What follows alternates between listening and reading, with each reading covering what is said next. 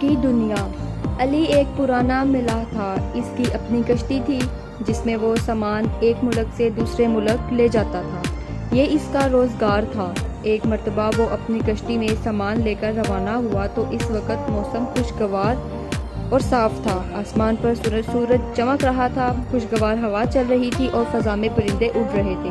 جب علی نے کافی فاصلہ طے کر لیا تو ایک جانب سے کالے بادل آنے لگے جو ذرا ہی دیر میں برسنے لگے اور پھر سمندر میں طوفان آ گیا۔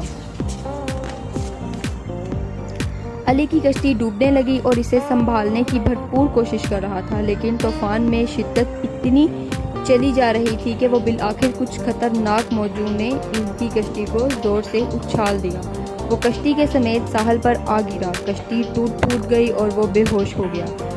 جب اسے ہوش آیا تو اس نے خود کو بونوں کے درمیان پایا جنہوں نے اسے رسیوں وغیرہ سے جکڑ دیا تھا اور اپنی گھوڑا گاڑیوں پر اسے لے کر کہیں جا رہے تھے۔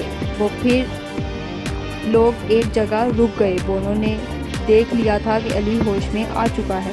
ان میں سے ایک نے علی سے کہا، تم نے ہماری بستی میں آنے کی جرأت کیسے کی؟ علی کو اس بونے کے لہجے پر بڑا غصہ آیا اور اس نے سوچا کہ وہ ایک ہی جھٹکے میں رسیاں توڑ کر ان سب کو ہلاک کر دے گا، لیکن پھر اسے فوراً خیال آیا کہ غصہ تو حرام ہے۔ لیکن اس نے اپنے پر بھرپور قابو کیا اور بونے سے بولا، میں خود تم لوگوں کی بستی میں نہیں آیا ہوں بلکہ سمندر طوفان نے میری کشتی کو یہاں لا کر پھینک دیا تھا۔ تم لوگ مجھے معاف کر دو، ہم تمہیں معاف نہیں کریں گے بلکہ بستی میں بغیر اجازت آنے کی وجہ سے تمہیں موت کی سزا دی جائے گی۔ بونا بولا۔ علی نے ایک ہاتھ میں اس بونے کو اٹھا لیا اور بولا، دیکھو، جب کسی سے غلطی ہو جائے تو اسے معاف کر دینا اچھا ہوتا ہے، تم لوگ بھی مجھے معاف کر دو۔ بونے نے کہا، تمہیں معاف کرنے کا اختیار ہمارے پاس نہیں ہے بلکہ یہ اختیار صرف بادشاہ سلامت کو حاصل ہے۔ تو پھر ٹھیک ہے، تم میری ملاقات بادشاہ سلامت سے کرواؤ۔ علی نے کہا، ٹھیک ہے، ہم تمہاری ملاقات بادشاہ سلامت سے کروا دیتے ہیں۔ بونے نے کہا اور اپنے ساتھیوں کو حکم دیا کہ علی کو بادشاہ سلامت کے پاس لے چلیں۔ اس کے ساتھی علی کو لے کر چل پڑے۔ کچھ دیر بعد علی کو بادشاہ سلامت کے سامنے پیش کر دیا گیا۔ بادشاہ بھی اس کی بستی میں آنے پر بہت غصے میں آ گیا۔ علی نے اس سے کہا، بادشاہ سلامت، مجھ سے غلطی ہو گئی ہے، اس لیے مجھے معاف کر دیں۔ میں یہاں آپ کے بونوں کو بہت سی چیزوں کی تعلیم دوں گا، اگر تعلیم دینے کے بعد بھی آپ لوگ مجھے قتل کرنا چاہیں تو کر دینا۔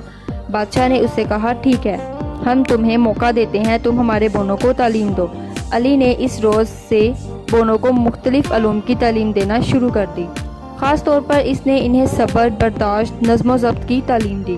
ادھر بادشاہ سلامت اس کی کارکردگی کو دیکھ رہا تھا اور وہ بونوں سے بھی پوچھتا رہتا تھا کہ وہ علی کی کارکردگی سے مطمئن ہیں۔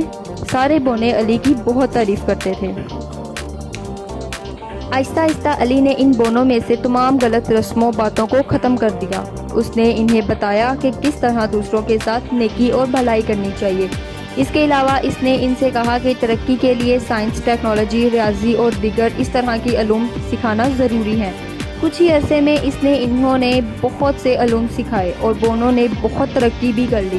پھر علی بادشاہ سلامت کے سامنے پہنچ گیا اور بولا، بادشاہ سلامت، میں نے آپ کے بونوں کو بہت سے علوم کی تعلیم دے دی ہے اور انہوں نے بہت ترقی کر لی ہے۔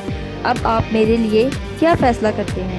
ہم نے تمہاری کارکردگی کا بہت غور سے جائزہ لیا ہے اور اس نتیجے پر پہنچے ہیں کہ تمہاری وجہ سے ہمارے بونوں کو نہ صرف سائنس، ٹیکنالوجی جیسے علوم سکھائے بلکہ اس نے انہیں با اخلاق اور ہمدرد بھی بنا دیا ہے۔ اب ہماری ایک خواہش ہے، بادشاہ سلامت نے کہا۔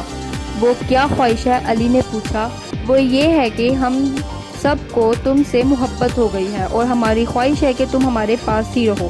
بادشاہ نے جواب دیا، بادشاہ سلامت، آپ کی محبت کا بہت شکریہ، لیکن میرے بھی بیوی بچے ہیں جو میری جدائی میں تڑپ رہے ہوں گے، میں ان کے پاس جانا چاہتا ہوں۔ علی بولا، تو پھر ایک وعدہ کرو کہ تم ہم سے ملنے کے لیے آتے رہو گے۔ بادشاہ نے کہا، میں وعدہ کرتا ہوں۔ علی بولا۔ پھر اس نے اپنے لیے ایک کشتی تیار کی۔ بونوں نے اسے بہت سا ساز و سامان دیا اور جب علی وہاں سے روانہ ہونے لگا تو بونے رونے لگے۔ علی بھی رونے لگا، اب بھی ان بونوں سے بہت محبت ہو گئی تھی۔ پھر وہ دور آ گیا اور اب بھی بونے اس کی طرف الوداعی نظر میں ہاتھ ہلا رہے تھے اور وہ بھی اس طرح ہاتھ ہلا رہا